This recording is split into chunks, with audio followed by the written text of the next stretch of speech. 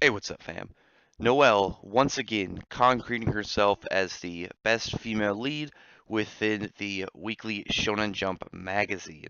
Now, this chapter had a lot of really good aspects to it that kind of played out um, really well when you look at some of the previous kind of like little bits of information that we got about Nozzle and how he kind of views a lot of things within the series. So with this elf dropping her another Atlas spell that kind of screwed with the control and kind of like stability of mana within the area, it was really bad for someone like Nozzle, whose entire magic seems to be centered around control, with by being able to make like shields to defend certain areas, blades, and whatever he really feels like for attacks within other areas that his magic is very free formed. It's similar to something like Gray's ice make magic from Fairy Tail, to where uh, unless he's using a specific attack,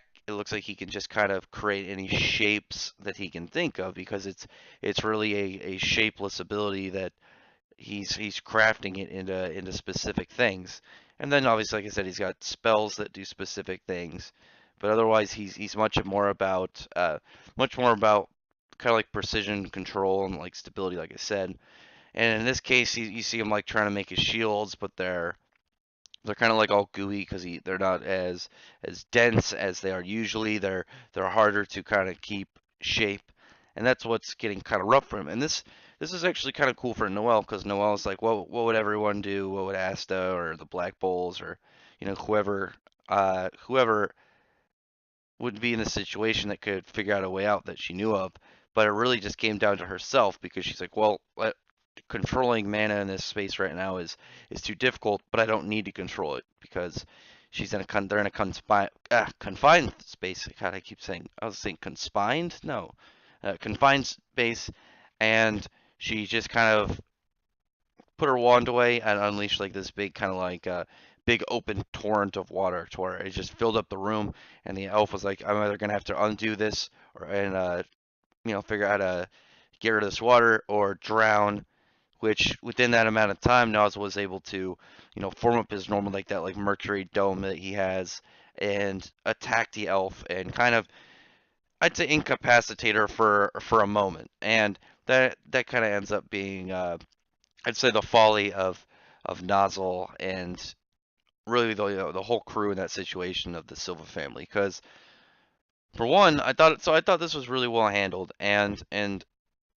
I think a lot of the Nozzle Noel thing. I think Tabata kind of, if I had to guess, he he got a little bit of inspiration and like idea from it from something like Byakuya and Rukia from Bleach. But I think this was handled a lot better because one of the things that's consistent throughout the series is Nozzle, the people he talks to, when he talks down to, are people that you would otherwise think are useless. You have someone like Asta who has no magic, but later he proves that he actually has his own way of doing things and that he is useful to the kingdom. And that's when Nozzle kind of starts to recognize him more, give him the credibility he deserves. He doesn't be like, "Hey, you're the best ever," but he's like, "Oh no, this dude's able to do something.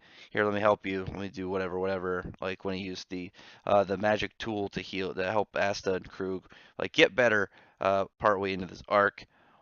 And here where he not only has like a bit of that kind of showing that his negativity goes towards things that he thinks are not helpful towards the job of being a magic knight or the defense of the kingdom and all those things, but also a little bit of personal stuff of how Noelle looks a lot like their mother. The whole thing about their mother dying from childbirth for Noelle, and that the whole kind of like both of those things, plus that Noelle like tying together with the fact that she has very poor control of her magic, seem to kind of give Nozzle a lot of a lot of very upset emotions towards her. But throughout the series, like every time he sees her, kind of that she's been bettering herself, getting better at being a mage, that he's given her a little bit more polite attention, I'd say. And in this case, he just kind of admits that he was wrong, and I think it was pretty well done of keeping it consistent of how he actually is, and not just he's not just like a dick. It's really just he's a dick at how he handles the way he sees certain people within the Magic Knights. And here where it was, yeah, I thought you were going to be useless and crap and just be a waste of space. You clearly weren't. You're clearly useful. You are pretty competent and able to, do things in your own right. And so him apologizing after realizing that, I think is pretty good on his character. I think that was pretty well done. Um, though shortly after, for not just I don't know, at least confirming that Elf was unconscious, Nozzle gets skewered by multiple compass needles, and this is where we know how magic getting new spells works in Black Clover, and that is through kinds of like things like revelations and like big stress moments, and something like this where after she finally got all that praise from Nozzle and she's able to do her own thing and benefit uh, benefit not only the kingdom but her family as well.